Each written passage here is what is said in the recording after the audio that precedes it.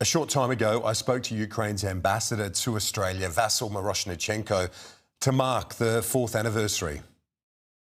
Ambassador Vasyl Myroshnychenko, thanks for your time. As we sit 4 years on, where does the conflict, what's the situation in the conflict right now? It's difficult for me to say that. I couldn't believe that we would be having this interview today, Kieran, talking about 4 years of Russia's large-scale invasion of Ukraine, but it is still ongoing.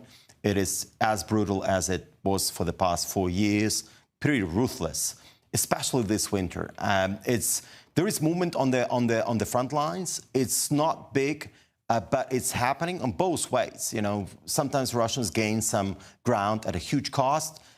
Recently, we have also liberated some of the territories which were originally occupied.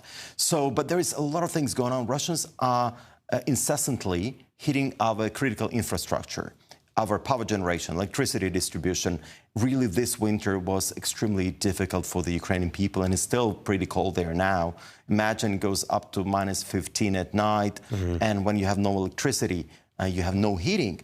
And immediately you don't have a water supply, because if you don't have electricity, you cannot pump up the water.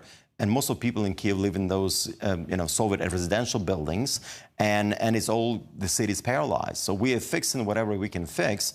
But while we're doing so, Russians every 3 days send more missiles and drones and undermine and creating a humanitarian catastrophe, which, as we know, is a war crime in itself. But we're talking hundreds of thousands of casualties over the 4 years. What's the morale like in Ukraine we're talking today? about 1.2 million of Russians which get killed, wounded, or captured. 1.2 million. And some estimates Russians, and some estimates say that it's about half the number is for Ukraine, right? I don't have the official statistics about that, but I think that's about right. So we're talking up to 2 million casualties, right? Killed, wounded, or captured, which is huge. And imagine that the Great Patriotic War that Soviet Union fighting against Nazi Germany lost 4 years. And this war is already now longer, right? So this war is already longer. Russians have failed in their objective to destroy Ukraine's sovereignty. We're still standing strong, thanks to the support from our Western allies, including Australia.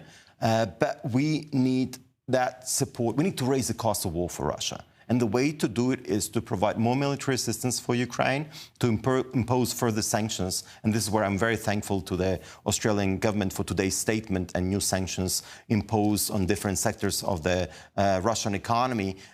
But also we need to isolate Russia further, because only by raising the cost of this war we can force Putin into peace.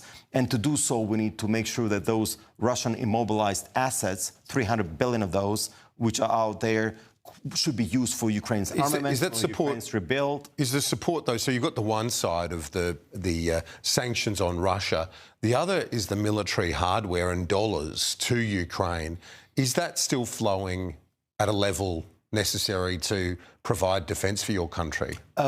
European Union has stepped up, and European Union has filled in the gap of the US.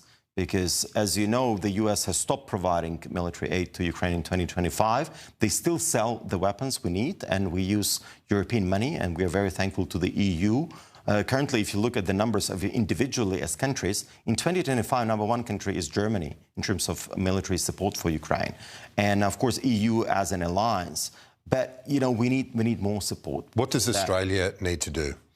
Look, I'm asking Australian government to provide some consistency and support. We need more support in 2026. We need to have the support of 2026 at least at the level of 2024. Okay. That will be good. 2024 was what level? And it was about 500 million per year. Okay. I mean, and there was, as you know, we appreciate what happened last year, but it was, the package was 100 million, which was a very important package, 95 to be precise.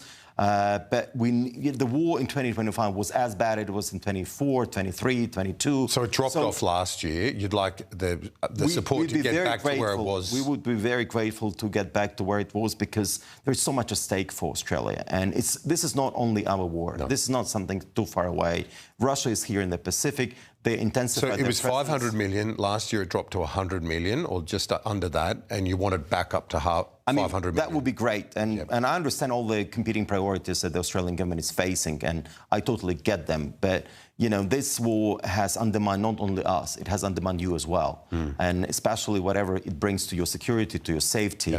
The best deterrence we can build together is to ensure that Russia fails in Ukraine. Yeah, it's and a future of it's a future of Ukraine, but arguably democracy as well. Absolutely. And look, at the end of the day, you know, how the victory for Ukraine looks like, it's Ukraine preserving its sovereignty. But how the victory for everybody looks like is achieving justice. And the way we can achieve justice and make sure that Russia is punished for the crime of aggression, that we can regain eventually our territories, which we will never give up. We have to get them back, and the history will demonstrate that we'll get it back, but it will take some time. What, is there, just finally, we're almost out of time, but the peace talks have continued. Is there any glimmer of hope?